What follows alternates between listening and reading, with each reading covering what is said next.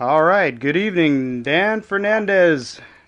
Coming in loud and Okay. clear. Hey, all right. I can hear you well. You are the regional rep up there in San Gabriel Valley for the Libertarian Party Region 67. That's correct. And I'm happy to talk to you at least once a month about issues just like this. Very timely. Mr. Obama, our esteemed president, has come out with great fanfare today to announce his multi-pronged automotive policy and regulation, which is to increase the rate of CAFE standards. Which I'll just read from the article I saw in the New York Times here. Yes, you might want to define what cafe means. Yes, that would be the. It is an average fuel economy for. I forget what the C is, but it is the regulation that says whatever your corporate average fuel efficiency, which means of your fleet of cars, you are needing to average for each type of car a certain miles per gallon fuel efficiency. And in this case, we right now our CAFE for cars is something like 27 miles per gallon. It will be, according to this announcement today, we're expected to be about 39 miles per gallon by the year 2016, and about 30 miles per gallon for small trucks by the same year. So, putting aside that improving fuel efficiency virtually does nothing to improve the environment or reduce dependency on foreign oil, since presumably people will just drive more if their car runs longer. But well, that remains to be seen. It's not proven that we will save oil. And if the efficiency improves for a given gas price, millions of people will, I think, if they want a heavier car, they're going to just simply drive more vehicles that'll be classed as trucks. The models will start changing to fit around the regulations. Yes, that's what they do now. Yeah, that's where the SUVs came from, I think. There's a lot of truck-based cars out there in the SUV world that were exempted from the CAFE standards, and that's what people were buying. Right, because people favor a bigger vehicle. It pulls more weight, has more horsepower. So, just putting aside that fact, what kind of logic does he come up with that failure to increase fuel efficiency actually caused the need to bail out? And I'll just quote from the article. Okay. That inaction, meaning the failure to increase fuel efficiency, has brought General Motors and Chrysler to their current dire state, requiring billions in federal bailouts and Chrysler's forced marriage to Fiat to survive.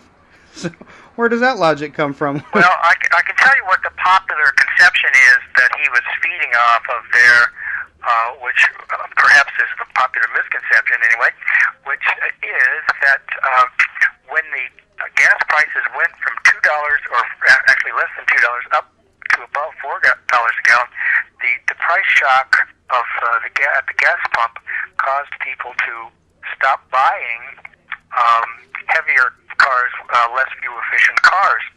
And since General Motors and Ford and Chrysler have their total product mix is weighted towards the less efficient cars compared to say Toyota, they were proportionally hurt more by consumer shift there towards more efficient cars with the higher price of gasoline.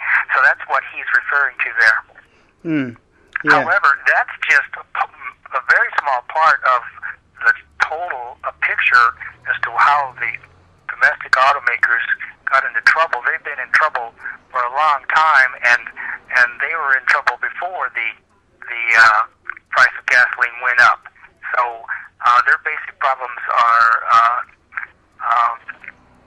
very much to do with government policy over the last 30 years or so, and not just the price shock of gasoline. Yeah, and so that's why I call it a popular misconception. Yeah, and I don't know what's so popular about blaming things on technologies, other than because they relate it to the global warming myth, which is to say, that if you blame the technology, which is one that puts this evil carbon dioxide into the air, then we have some pretense to control the technology. So that's why I think the skewing toward blaming the technology and banning, cars that have. What they're doing is they're blaming General Motors management for the failure of the company, and Ford Chrysler thereby follows. But there's a lot more to it than that. General Motors management all along has been responding to consumer choice in driving their product mix towards the less efficient cars, because consumer choice in America, at least in the United States, was for a larger car, more powerful car, and that is because we have a lot lower price of gasoline historically in the United States than we do than people do in Europe and Japan. So in the balance of product mix, General Motors, Chrysler, and Ford are naturally going to be shifted towards the less efficient cars for the consumer demand in the presence of lower cost gasoline. Yeah, that's what's so ironic about blaming the technology and the choice of how and the design of the product for their business woes. They're just simply giving the customer what they want. Suddenly peaks, which incidentally is also driven by government policy. The people in the government jump all over the corporate decision makers in industry, saying, "Oh well, you screwed up. You should have known better."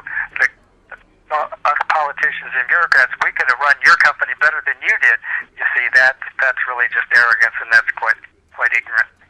Yeah, especially since the prices went up. They must have doubled or tripled or doubled or so in about a year's time, I think it was. I will put it more strongly. I will say that if those politicians and bureaucrats were running General Motors and making decisions for General Motors all along, and tried to sell the public a product mix that was more fuel efficient, they would have gone into ran right into Toyota competition and Honda competition and various others, and they would have gone out of business long before they did. Yeah, that's what's funny about it. I find it ironic, but morbidly funny. The Japanese cars, I believe, are not more fuel efficient given the same size car and power rating. Well, the mix is, though, Joey. The mix is.